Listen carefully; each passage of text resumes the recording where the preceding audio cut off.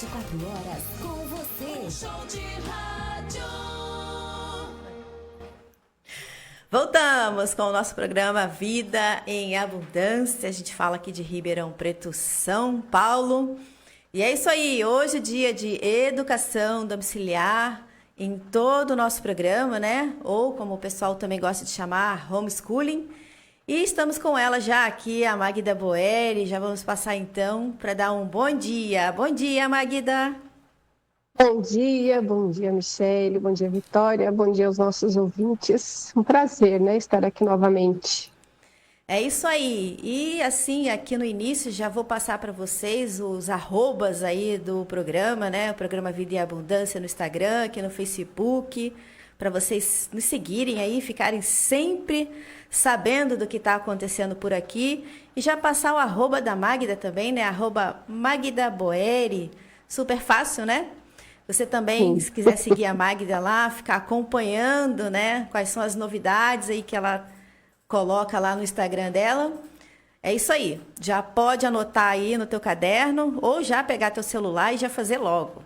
E, Magda, queria lembrar a todos vocês que nos assistem, que têm nos assistido a esse programa de educação domiciliar, de homeschooling, o propósito, né, da gente trazer esse assunto aqui no programa Vida e Abundância, que é esse resgate aí da família, da essência da família, né, da sua originalidade, seu propósito, principalmente com relação à educação dos nossos filhos, o caráter, né, e a construção dos pensamentos, como a Magda tem sempre trazido aqui para a gente.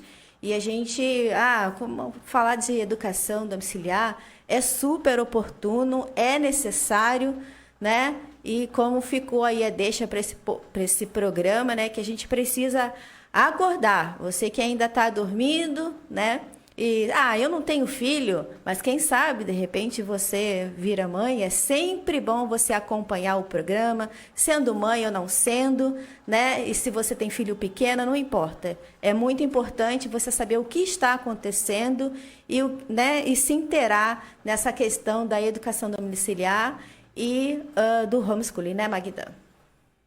É isso aí. É bem interessante esse teu comentário, porque às vezes a pessoa fala isso mesmo, né? Não tenho e nem vou ter filhos, então não é uma preocupação minha. Mas, se a gente for pensar no que o sistema fez na mente das pessoas, né? O que o sistema fez na própria educação brasileira, o que isso não vai refletir só na minha vida como mãe, dentro da minha casa, isso reflete até na economia do nosso país. Então, reflete no médico que você consulta, no profissional de trânsito, né? Numa pessoa que te atende lá no mercado, um engenheiro, né? Você imagina um engenheiro hoje, como eu sempre comento com as pessoas, que aqui na Universidade Federal de Santa Catarina, na UFSC, eu conheço um professor muito amigo nosso, e que ele nos contou que nos cursos de engenharia foi acrescentado mais um semestre, né? Mais um semestre no início da graduação, porque os jovens eles chegam ali com uma deficiência muito grande em matemática básica e em gramática. E isso é muito sério. Você imagina um engenheiro civil que ele não sabe fazer cálculos básicos, né? Ele não conhece a tabuada e ele não conhece as 4 operações. Então, isso é muito sério. Ele não sabe fazer uma regra de 3, ele não sabe fazer uma interpretação, ele não sabe ler e interpretar. Tu imagina, então, ele lendo um projeto e interpretando. Então, isso que está acontecendo na educação brasileira hoje, que já é um reflexo nas universidades, nos advogados que estão sendo formados, nos médicos, nos professores, nos engenheiros, vai refletir diretamente na nossa vida daqui 10 anos, 20 anos, né? Daqui a 50 anos. Por quê? Porque nós somos reflexos daquilo que a gente faz hoje. Ontem nós estivemos com uma pessoa aqui, que é do governo de Santa Catarina, em que uma advogada levou para ela um processo a qual já estava aprovada, já estava tudo aprovado, ela só precisava entrar, então, com aquele processo, né, fazer os trâmites normais para que ela recebesse, né, o cliente dela recebesse aquilo que já foi aprovado há quase um ano. e a advogada simplesmente ela não conseguiu ler e interpretar que já estava aprovado. Ela estava cobrando, né, uma posição. Então, isso é muito sério, né? Então, embora as pessoas não tenham filhos ou não queiram ter filhos, mas o reflexo vai ser para a vida de todas as pessoas. Mas assim, Magda, essa questão assim, você acha que lá, vamos falar nas escolas, a gente já abordou isso aqui um pouquinho, nas escolas, nas universidades, tem uma questão assim muito acima do que levar o que realmente a faculdade se propôs a fazer. Esses dias eu vi um vídeo, né, de uma universidade muito famosa no Rio de Janeiro, que é a UF, né, a Universidade Fluminense ali. E se você olha, parece um presídio, assim, sabe? Não sei se bem um presídio, mas um lugar assim muito fúnebre, porque tudo pichado. A família já foi completamente destruída e o belo já não existe mais. Então é bem interessante as pessoas analisarem, né, e a educação, o autodidatismo, a educação domiciliar, você buscar conhecimento faz com que a gente também aprenda. A educação domiciliar não é só para os nossos filhos, mas ela abrange, né, a família inteira. Se você observar, a destruição ela já começa por aí. Destrói a família, a fé e o que é belo. Então hoje é uma pessoa que ela chega numa universidade e ela vê tudo pinchado, tudo feio, tudo destruído, aquilo passa a ser normal. Então, ela não tem mais um olhar, uma observação para aquilo que é belo, cultivar aquilo que é bom, que é bonito, que é justo, que é digno. Então, isso afasta ela de Deus também. Porque o feio não é de Deus, né? O sujo não é de Deus. O errado não vem de Deus também. Então, isso faz com que a pessoa ela vai criando dentro dela uma degradação daquilo que é bom, né, daquilo que seria para uma apreciação. Então, ela não observa mais as coisas como sendo coisa, tudo se torna destrutivo. Olha a figura humana como ela está hoje, né? As pessoas elas não têm mais um cuidado com o seu corpo físico, que é o básico. Né? Por quê? Porque o belo foi destruído. A família está completamente destruída. Né? Por quê? Porque a intenção de Satanás é fazer com que todos esses conceitos entrem dentro da família e a família não exista mais. Então, o conceito familiar de pai, de mãe, de filhos, de unidade, né, de Cristo no centro daquela família também já foi destruído. Então, a fé, né? Para que ter fé, né? Ontem eu escutei algo que disse assim que a fé você pode ter em qualquer coisa. Deus pode ser para você um sapato, uma vassoura, uma mesa, ou pode ser um ser mais evoluído. Então, é assim que as coisas estão. Isso tudo tem um propósito, que as pessoas, elas quando elas observam isso, elas começam a entender, olhar para a palavra, né, para aquilo que Deus deixou para a gente, que é a nossa base, e olhar para aqui para fora e perceber que as coisas estão em uma discrepância muito grande. Né, elas estão andando de costas uma para a outra. Né, porque o que a palavra diz é que a gente precisa observar. Né? Observar os mandamentos, que a gente precisa olhar para as coisas que estão na palavra e a partir dali implantar na nossa vida. Então, a palavra diz que a família é a base, né? A base da sociedade, é a base da igreja, né? A primeira instituição que Deus criou foi a família. E a fé é o que nos faz viver, porque a fé não é um sentimento, a fé é uma decisão. Então, se eu não tenho conhecimento disso, se não é algo que eu vivo todos os dias, como é que eu vou decidir por fé? Como é que eu vou decidir por Cristo? Como é que eu vou observar a vida de Cristo e trazer a vida de Cristo para a minha vida? Então, quando a gente começa a analisar por esse aspecto, a gente percebe que a educação, então, ela distanciou, né, o homem de Deus. E distanciou, e cada vez está distanciando mais, e isso passa a ser uma coisa normal para as pessoas. Não é normal. Assim como é normal você pegar o seu filho, como agora, né, o PNE, como a gente comentou no último programa, a criança ela já vai ser matriculada na escola a partir do 9º mês. Né? É normal. Ah, não, por que é normal? Por que o meu filho, que ele não sabe andar, ele não sabe comer sozinho, né, ele não tem autonomia, ele não sabe se defender? Por que é normal, se o normal seria aquela criança ficar ali junto com a sua família até que ela tenha condição física, psicológica, moral, espiritual de enfrentar né, de fazer o enfrentamento das coisas aqui fora. Então, é esse tipo de pensamento que acaba fazendo com que as pessoas elas não observem mais. E tudo fica normal. E fica normal também a gente viver independente de Deus, né? E lembrando do que a gente conversou, a questão das famílias cristãs estarem... Você estava falando de fé, né? Então, como que eu vou buscar essa fé se eu não tenho um contato com Deus, né? Então, a gente aqui, a Magda já falou isso aqui, ela teve uma experiência lá, uma estatística, né, Magda? De que a cada 10 pessoas cristãs, uma tem um contato com a palavra, né? Então, você vê que ali em Josué 1:8, Deus deixou uma instrução para nós, né? Que a gente deve contatar essa palavra, ler, meditar nela, pelo menos de dia e de noite, pelo menos 2 vezes. Então, como é que a gente vai buscar uma fé para a gente suportar tudo que está vindo? A gente vai se basear em quê?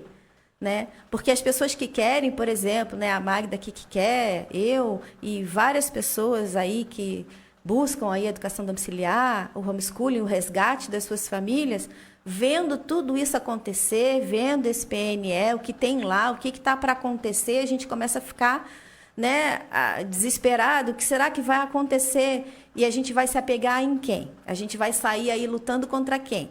A gente tem que se apegar em Deus, né?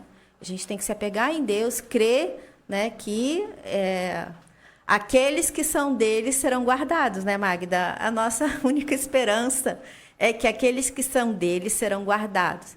E a luta aí, se Deus oportunizar, para que essas pautas que estão aí para serem aprovadas, que Deus sopre um vento ali, faça algo para que não seja, né, Magda?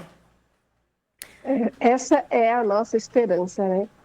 Quando eu oro, eu digo assim, às vezes, Senhor, são tantas pessoas com cabeças e pensamentos e vontades tão diferentes e contrárias à tua, mas Deus pode pegar um ser humano daquele ali, fazer coisas totalmente inversas àquilo que ele está pensando, né? Então, para Deus, nada é impossível. E a nossa fé e a nossa oração é essa. Hoje eu estava orando e falando com Deus sobre isso, né? Que muitas vezes a gente se revolta com os governantes, né? A gente até acaba falando que não deveria falar. Eu digo, mas Senhor, quando eu me revolto, quando eu penso em alguma coisa contrária aos governantes, eu estou dizendo que ele tem mais força, que ele tem mais poder, que ele é muito maior que tu, e a verdade não é, né? Tudo que acontece tem a permissão de Deus. Então, se está acontecendo toda essa guerra ideológica, né? Essa guerra contra a família, contra a fé, contra Cristo, o exército de Deus é muito mais poderoso. O que Deus precisa de nós? Que nós nos posicionemos como cristãos, né? Que a gente, então, tome uma decisão de fé, de defender aquilo que não sair nas ruas brigando. A nossa luta não é natural, né? Nós temos as nossas armas, elas não são naturais. Então, nós precisamos todos os dias nos posicionar e dizer aqui dentro da minha casa, não. Sim. Então, já, Satanás, teu plano até está pronto, mas o do Senhor é muito maior. Então, eu vou optar pelo Senhor. É isso aí. Magda, a gente vai para o nosso intervalo comercial e a gente volta já retomando aí esse assunto. Se você tem alguma pergunta aqui para a Magda, aproveita agora para deixar ela aqui. Voltamos, então, a gente está aqui com a Magda Boeri, a gente está naquele assunto de educação domiciliar ou homeschooling. Eu queria voltar ao assunto contigo, Magda. A gente estava falando sobre fé quando a gente terminou o bloco, né? E eu queria comentar algo que me veio assim com relação à pandemia que nós tivemos, que causou um pânico em todos, né? E todos foram forçados a ficarem nos seus lares, né? Muitos pais ali, no início, sem saber o que fazer com seus filhos, com o seu trabalho, com as escolas, com a educação, né? E eu acredito que aqueles que já estavam fazendo o homeschooling não sofreram tanto com isso, né? Nem com o estudo e nem com a socialização. Porque o fato de você já estar em casa, né? Não é que você não socialize, a gente já falou isso aqui, mas é que como o teu estudo é em casa, você não precisa sair para ir na escola, então ele não é interrompido, né?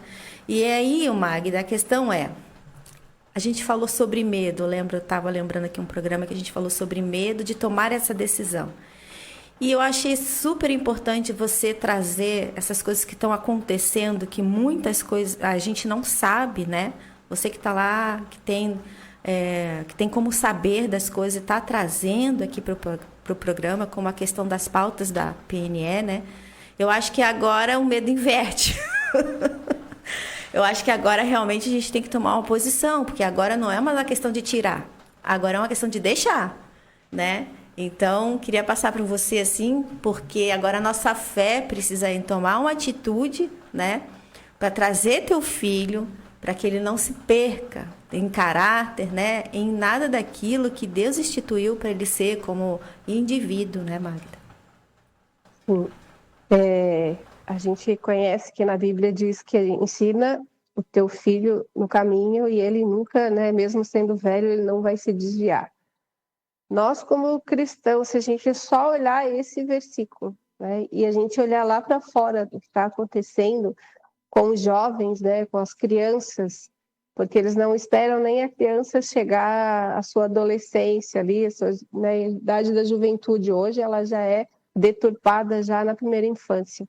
Então, o nosso, ele diz ensina, né, é um conselho de provérbios de Deus para os pais. Ensina o teu filho no caminho. O caminho, o que é? O Cristo. Isso não é nenhum ato de fé, é um ato de obediência, né? Obedecer aquilo que está na palavra. O nosso papel, como pai, como mãe, é ensinar a verdade, é ensinar a palavra, ensinar o nosso filho no caminho. Porque mesmo quando ele for velho, ele vai carregar aquilo dentro dele, vai ser algo que ele vai levar para a vida, para a família dele, ele não vai se desviar. Nós somos responsáveis pelas próximas 6 gerações. Então, os próximos, mais ou menos 100 anos de educação e de cultura é responsabilidade de nós hoje, né? O que a gente está fazendo hoje. Então, você imagina, o que eu faço, o que você faz com a sua família vai influenciar até as próximas 6 gerações. Então, pensando nisso, a nossa geração ela já foi muito influenciada. Cabe a nós, pais e mães, que hoje conhecemos o Evangelho do Reino, a dar um basta naquilo que já foi, que nós já fomos a influência dos últimos 100 anos. Nós precisamos mudar a partir dos nossos filhos. Quando você falou algo muito interessante, né, que o medo se inverte, exatamente isso. Agora nós estamos no momento de não mais temer ao homem, temer ao conselho tutelar, temer a processos, porque já provamos na educação domiciliar que pode acontecer, sim, algumas famílias acontecerão, mas nós temos casos mínimos, né, de denúncias, então o percentual é mínimo para o número de famílias que a gente tem e que tem solução para tudo, tem caminho, né? Então, caso a família ela seja denunciada, o conselho tutelar bata na sua casa, mesmo que ela sofra processo, que vá para o juiz e sofra multa, e ela não vai perder o seu filho, ela não vai perder a guarda, ela só vai precisar talvez pagar uma multa ou a condenação é matricular na escola.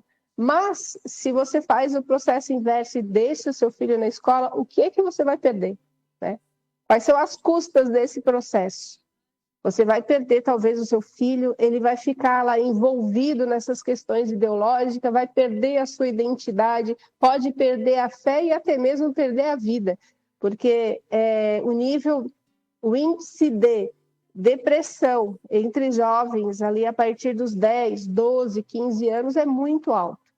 Por quê? Porque as crianças estão perdidas, desoladas, sem saber que caminho seguir, porque hoje tudo pode ser, né? Você pode ser o que você quiser, você pode ser aquilo que, né? Você pode decidir futuramente. A criança ela não tem condição de decidir o que ela quer enquanto ela é criança, ela não tem estrutura, nem moral, nem física, nem mental para suportar tamanha pressão. Você imagina que um jovem, quando chega aos 18 anos, ele precisa decidir que caminho ele vai seguir para o resto da vida dele, profissional. Imagina uma criança de 6, 7, 8 anos decidir quanto ao seu gênero, né? O que ela vai carregar para o resto da vida, ela não tem condição. Então, nós como pais, assim, nós precisamos ter misericórdia dos nossos filhos. Misericórdia porque as crianças elas não sabem que caminho seguir e nós precisamos ensinar o caminho dos nossos filhos. E nós precisamos olhar para o que está acontecendo e pedir para Deus, para que Deus dê sabedoria e dê entendimento, né? Porque a sabedoria já está na palavra, o conhecimento já está na palavra. Precisa que caia essa fortaleza mental da cabeça das famílias de achar que a escola, que o sistema, que a educação é a solução para o seu filho. Então, às vezes eu entro em estado de desespero de quando eu começo a pensar nisso, né? Porque hoje o que eu faço já não é mais pelos meus filhos, né? Eu já estou com meus filhos formados, meu filho mais novo já está com quase 15 anos, então não é mais por causa dos meus filhos, porque a formação moral deles, né? A formação espiritual já está em processo. Mas quando eu olho para uma criança recém-nascida, uma criança começando um período escolar, eu fico pensando, meu Deus, essa criança tem uma jornada aí de mais 12 anos pela frente, né? E é muito tempo longe da família, é muito tempo longe da palavra, e muito tempo para que alguém venha introduzir dentro daquela criança coisas que vão influenciar as próximas gerações. É muito sério, realmente, isso aí que a Magda está falando, né? Então a gente tem que realmente acordar, repensar o que a gente está fazendo. Né, Vivi, tem algum comentário aí para Magda? Não. Por enquanto não. Só estou ouvindo e aprendendo. É isso aí, Magda. Então, pessoal... E esse programa é muito interessante, né, Michele? Porque eu só posso falar aqui coisas tão profundas da palavra, de revelação, porque aqui a gente está falando pessoas que conhecem a verdade, né? Uhum. Que talvez lá fora, quando eu vou falar com alguma família, alguma palestra, alguma situação de pessoas que elas não conhecem essa profundidade do reino, eu não posso usar certas expressões. Por isso que esse programa é tão importante, né? Sim, para a gente poder explorar tudo isso aí, né? Mas é isso, Magda, o que está acontecendo mais aí, que eu acho que é o que a gente mais quer saber, assim, tem alguma novidade do que está acontecendo? Qual é, assim, a expectativa de vocês que estão na frente aí da educação domiciliar? Qual é, assim, por exemplo, a gente que trabalha às vezes com Instagram, a gente fica olhando ali quem está seguindo, quem está entrando, quem está participando, né? Vocês aí na educação domiciliar, como é que é essa entrada? Vocês recebem notificação? Tem bastante pessoas já acordando, tomando a decisão? Aí entra em contato desesperado, tá, eu tomei a decisão, e agora? O que eu faço? Como é que está esse ritmo? É bastante interessante, assim, a gente sempre tem pessoas procurando todos os dias, né? Hoje eu me preocupo com o nível em que as pessoas estão chegando na educação domiciliar, porque primeiro elas chegam sem conhecimento nenhum, né? A grande maioria está chegando assim, sem saber o que é, sem saber como fazer, né? E hoje a minha preocupação é chegar nessas pessoas, tanto que eu estou fazendo um trabalho um pouco diferenciado agora para trabalhar mais essa questão de chegar nessas pessoas quando elas estão ali buscando saber o que é, entender o que é educação domiciliar. Porque hoje a gente está com as pessoas muito enganadas em relação à realidade da educação domiciliar, a visão da educação domiciliar, né? Por que a gente faz? Então, hoje a minha preocupação maior é essa. Nós estamos vivendo um ano bem interessante, porque o ano que vem é ano eleitoral, né? Então, esse ano, tanto a nível da NED, quanto a nível, né, das associações estaduais, dos grupos de apoio, nessa formação, né, o ano que vem a gente também tem a eleição para Conselho Tutelar, então tudo isso, as famílias elas já precisam começar a pensar, né? Porque se você tem um conselheiro tutelar que é amigo da família educadora, é totalmente diferente daquele que não conhece nada. Porque o nosso papel, quanto associação, quanto grupo de apoio, né, quanto auxílio às famílias, é orientação. Muitas vezes nós vamos lá conversar com um político, conversar com um conselheiro, conversar com qualquer pessoa, um médico, né, simplesmente para dizer o que é, né, ensinar para eles o que é, por que a gente faz, porque eles não sabem nada, né? Tem pessoas que você fala em homeschooling e eles acham que é uma escola, né, o nome de uma escola. Então, é um papel hoje, eu digo que nós hoje temos a função de desbravar, né? A gente está entrando um mato afora aí com uma faca, não é nem uma foice, abrindo caminho.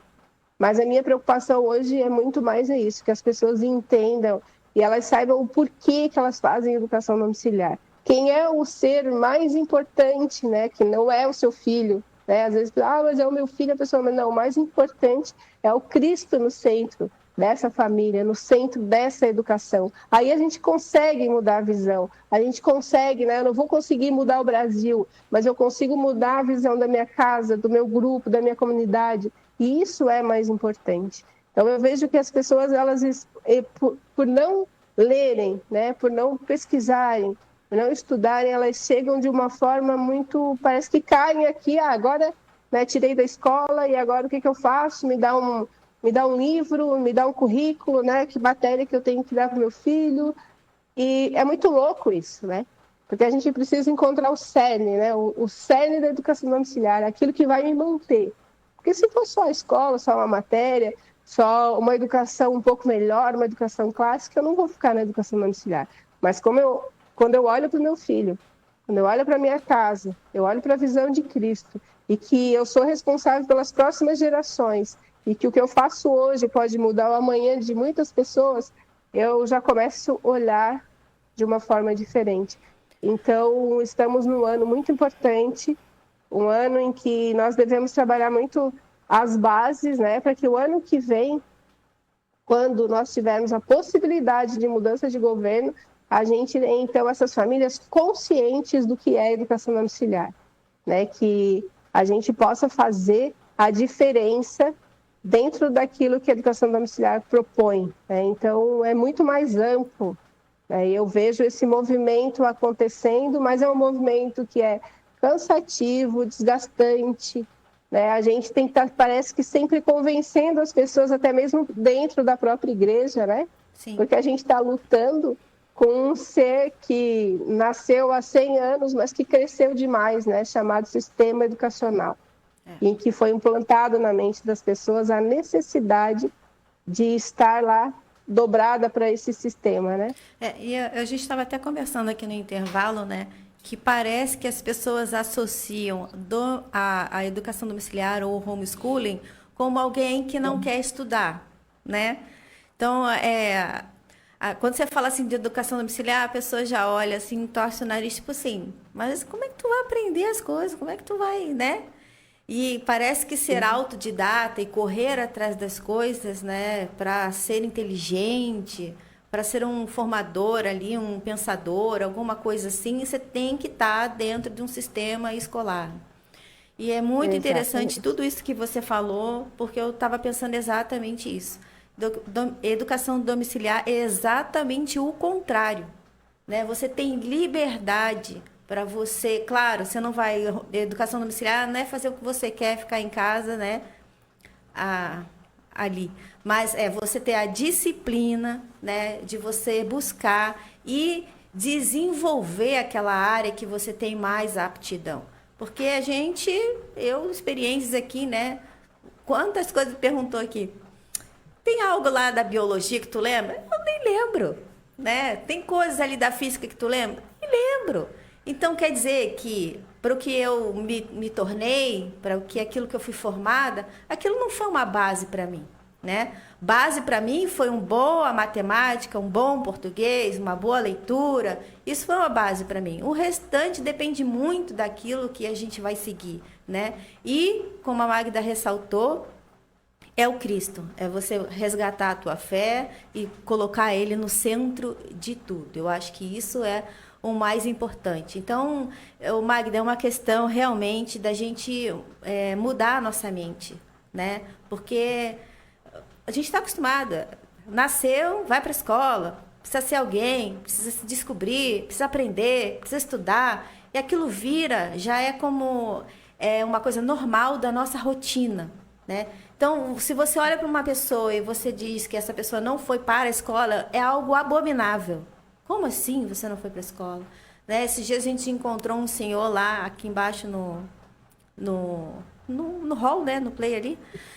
E ele estava questionando a Vitória sobre a faculdade, né? E aí ela falou assim, eu não sei ainda o que eu quero fazer, ou se vou fazer, ou se vou empreender. E ele olhou tipo assim, como assim? Mas isso é o básico, né? E não é o básico, né? Então a gente precisa mudar a nossa mentalidade, né? E sair dessa rota que nos escraviza a um sistema. A gente precisa ter liberdade para a gente fazer o que, né, Deus disse para a gente que era para fazer. E o sistema vem e nos inculca algo que Deus quer nos inculcar a palavra e o sistema quer nos inculcar que a gente precisa daquilo ali, ou então você não é normal, né? Eu tinha essa dúvida também, assim, essa questão, porque da disciplina, né? De como é que eu ficava pensando, né? Como é que eu vou fazer meu filho, né? Eu vou levar ele para casa, né? Deixar ele em casa. E como é que eu vou fazer com que ele tenha a própria disciplina, né? Como é que eu faço com que o meu filho pegue, faça e aprenda por conta própria, né? Porque eu tive dificuldade. Porque minha mãe pegou a gente, né? Eu e meu irmão mais novo, para estudar junto. E eu era completamente atentada, competitiva e problemática, assim. Tudo era uma competição, tudo era uma provocação com ele. E minha mãe teve que nos separar, né? E depois que ela nos separou, eu não tive a disciplina de continuar sozinha, sabe? Eu estudava de vez em quando assim, antigamente, né? E eu não tive a disciplina, eu não consegui pegar aquilo ali por conta própria. E eu ficava pensando, era melhor eu ter ficado na escola, porque na escola eu tinha que ser obrigada a fazer, né? Aqui eu tenho liberdade de simplesmente não fazer. Eu ficava nesse conflito, né? Da escola me obrigar a fazer e em casa não ter obrigação de fazer e não fazer, acabar não fazendo, né? Então eu sempre tive essa dúvida do que fazer, né? Muito legal isso, até porque olha como a escola ela coloca marcos, né, bretes, né, cercas ao redor da gente, né, e a gente não consegue sair fora da cerca, né, a gente não consegue viver fora da caixa, e isso é uma questão, assim, de vivência diária, e eu tenho certeza absoluta que hoje, se a gente pegar a Vitória e colocar ela na frente de qualquer criança, qualquer jovem, né, que está no sistema, a desenvoltura, o pensamento lógico, o raciocínio, a escrita, a fala, a leitura dela é 100 vezes melhor de qualquer criança. Por quê? Porque ela saiu do sistema. Embora, às vezes, eu tenho certeza que ela olha e ela pensa assim, mas eu não estudei nada, né? Não fiz nada certo. E isso é a liberdade que Deus nos dá. Porque nós estamos estudando em todos os lugares, qualquer coisa e a todo momento, e isso parece que precisa estar lá no sistema, né? Dentro daquele esquema, senão eu não estou estudando. E eu tenho certeza que a Vitória, assim como os meus filhos, estudam muito mais, até mesmo eu, até mesmo a Michele, muito mais do que qualquer estudante sistemático. Ontem eu conversava com o João Vitor sobre administração de empresa, né? O João tem 18 anos e eu tenho certeza que ele é um melhor administrador do que muitos formados na faculdade, porque ele aprendeu na prática desde muito cedo. Então, tem coisas que a faculdade nunca vai ensinar. A faculdade, então, ela vai ensinar ele a ser um executor de processos, né? Alguém que vai executar aquilo que está nos livros e que foi ali comprovado e foi criado um sistema para ser implantado. Mas quando você é um empresário na prática, quando você é um administrador na prática, a vida ensina muito mais. Então, eu sou muito grata a Deus por isso, porque eu tenho certeza que esse sacrifício que foi feito, já estamos tendo resultados, né, Michele? Porque conseguimos tirar os nossos filhos dessa bolha, né, dessa caixa, né, e fazer com que eles pensassem. Isso, para mim, já é algo fantástico. O Gabriel aqui, ontem a gente conversando, ele falou assim, poxa, ele tem 16, né? Aí ele dizendo, poxa, eu só vou poder ser presidente com 35. Já tem um pensamento do que está acontecendo, de tudo errado, né? E quer mudar as coisas, né? E isso é bom. Não vai... Falta muito tempo, Bia, tem que esperar. Passa rápido, passa rápido. Pode ser que a legislação mude, daqui a pouco ele consegue ser presidente mais cedo. Que maravilha. Mas, Magda, a gente vai para 10h52, né? Tuas considerações aí rapidinho. E já marquei aqui, dia 6 de março, a gente está de volta com a Magda. Coisa boa, e já temos assunto, já ficou assunto para o próximo programa, né?